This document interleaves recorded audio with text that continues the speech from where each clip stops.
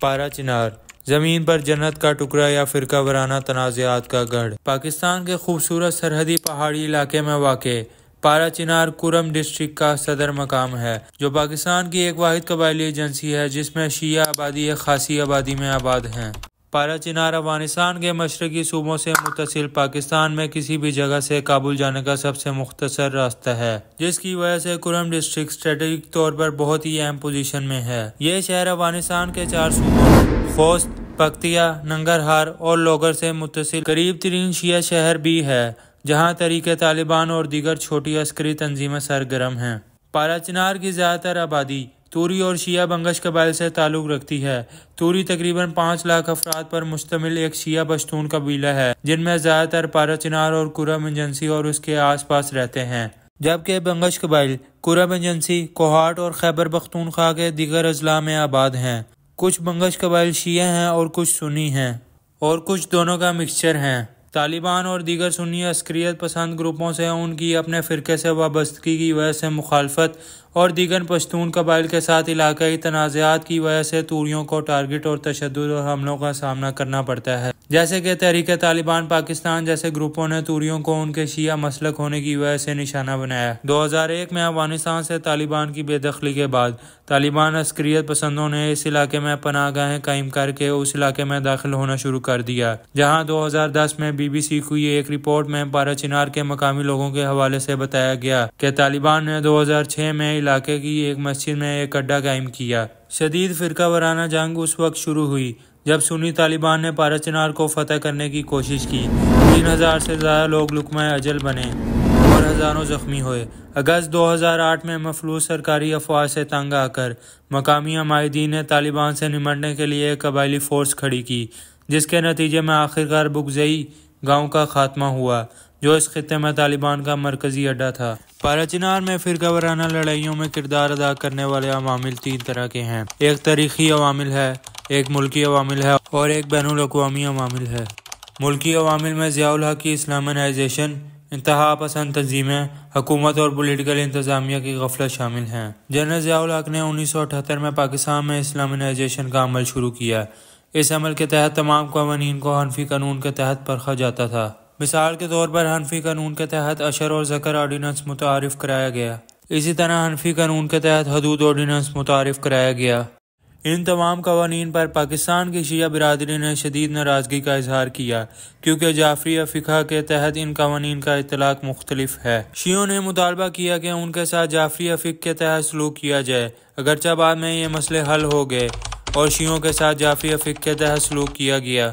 انہوں نے اس خطرے کو محسوس کیا کہ ریاست سنی غلبے کے تحت ان کے حقوق سلب نہیں کر سکتی۔ اس کی وجہ یہ تھی کہ شیعوں نے اپنی سیاسی جماعت تحریک جعفریہ پاکستان بنا کر سیاست کی۔ پاکستان میں اسلامائزیشن کے عمل نے شیعہ سنی فساد کو ایک نئی رفتار دی۔ کورم میں فرقہ وارانہ کشیدگی کا دیر پا حل فراہم کرنے میں حکومت کا کردار غیر فعال ہے۔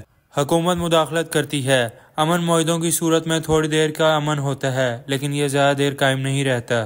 ہر بار فوج مداخلت کرتی ہے اور کرفیو لگا دیا جاتا ہے، لیکن مستقل بنیادوں پر کچھ نہیں کیا جاتا۔ زیادہ تر لوگوں نے حکومت کو اس مسئلے کو مستقل بنیادوں پر حل نہ کرنے میں غیر فعال کردار کا ذمہ دار ٹھہرایا ہے۔ کورم میں بہت ہی چھوٹے پیمانے پر بہت مضبوط فرقہ وارانہ مخالفتیں تھیں، لیکن وہ مقامی نوعیت کی تھی۔ جب بھی فرقہ وارانہ تصادم ہوا تو مقامی قبائلی عمائدین نے اس مسئلے کو حل کیا۔ تاہم سپہ صحابہ پاکستان، لشکر جھنگوی اور جیش محمد جیسی سنی فرقہ وارانہ تنظیموں کے ظہور کے ساتھ اور شیعہ تنظیمیں جیسے کورم حزب اللہ اور مہدی ملیشیا جیسی فرقہ وارانہ تنظیمیں اس لڑائی کو بہت بڑے پیمانے پر لے گئی۔ اس مسئلے کو پائیدار بنیادوں پر حل کرنے میں کورم میں پولیٹیکل انتظامیہ کا کردار بھی خاموش رہا۔ فرقہ وارانہ تنازعات کی تاریخ بتاتی ہے کہ پولیٹیکل انتظامیہ اس وقت مداخلت کرتی ہے جب فرقہ وارانہ کشیدگی پہلے سے بڑھ چکی ہوتی ہے۔ بین الاقوامی عوامل میں افغان مہاجرین کی آمد، طالبانائزیشن، ایران میں اسلامی انقلاب، بیرونی سرپرستی اور افغانستان میں امریکی افواج کی موجودگی شامل ہیں۔ سوویت یونین کے خلاف افغان جہاد 1980 کے دوران بہت سے افغان مہاجرین کورم سمیت پاکستان کے دیگر علاقوں میں ہجرت کر گئے، جس کے بعد تمام طرح کے ہتھیار اس علاقے میں پھیل گئے۔ چونکہ افغان مہاجرین زیادہ تر سنی تھے، اس لیے وہ کورم میں سنیوں کی طرف سے لڑے۔ افغان مہاجرین نے کرم میں مقامی معیشت کو بھی پریشان کیا۔ افغان مہاجرین فرقہ وارانہ جھڑپوں کا سب سے زیادہ فائدہ اٹھاتے تھے، کیونکہ ایسے موقعوں پر مختلف دکانوں کو وہ لوٹ لیا کرتے تھے۔ تقریباً 81% جواب دہندگان کی رائے کے مطابق افغان مہاجرین ہمیشہ کرم میں فرقہ وارانہ کوششوں کے لیے معاون کر رہے تھے۔ کرم اسٹریٹجک طور پر بہت اہم ہے، کیونکہ اس کی 3 طرف سے سرحد افغانستان کے مشرقی صوبوں سے ملتی ہے۔ یہ پاکستان میں کہیں سے بھی کابل جانے کا سب سے مختصر ترین راستہ ہے۔ یہ 1980 کی دہائی میں سوویت یونین کے خلاف جنگ کے دوران مہاجرین کی پناہ گاہ کے طور پر بھی استعمال ہوتا رہا ہے۔ افغانستان سے طالبان کی شمولیت کا براہ راست تعلق کرم ایجنسی میں فرقہ وارانہ تنازع سے ہے۔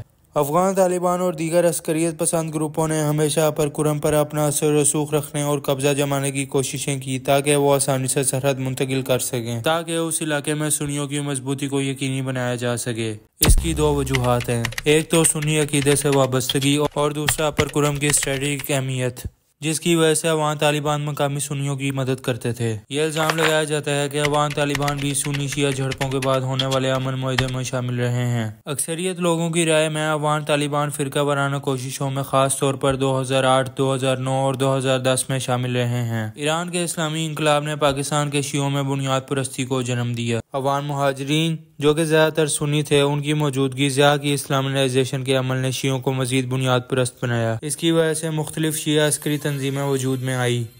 سنی اور شیعہ دونوں کو مبینہ طور پر بیرونی سرپرستی اور حمایت حاصل ہے۔ یہ دعویٰ کیا جاتا ہے کہ فرقہ وارانہ جھڑپوں کے لیے مقامی شیعہ ایرانیوں سے اسلحہ اور پیسے وصول کرتے ہیں۔ شیعہ یہ الزام لگاتے ہیں کہ افغان طالبان اور پاکستانی سنی طالبان اور سعودی عرب کے شیخ فرقہ وارانہ جھڑپوں کے لیے کرم میں مقامی سنیوں کی حمایت کرتے ہیں۔ کرم میں فرقہ وارانہ تشدد کا معاملہ کسی حد تک افغانستان میں امریکہ کی موجودگی یا عدم موجودگی سے بھی جڑا ہوا ہے۔ افغان باغی افغانستان میں امریکیوں کے خلاف مزاحمت کر رہے تھے اور افغانستان کے ساتھ قربت کی وجہ سے کرم کو باغیوں کے ان حملوں سے محفوظ نہیں رکھا جا سکتا تھا۔ یہ باغی حملے عموماً فرقہ وارانہ کوششوں میں بدل جاتے ہیں۔ تقریباً 38% لوگوں کی رائے کے مطابق کرم میں امن کا تعلق افغانستان میں امریکی افواج کی موجودگی یا عدم موجودگی سے تھا۔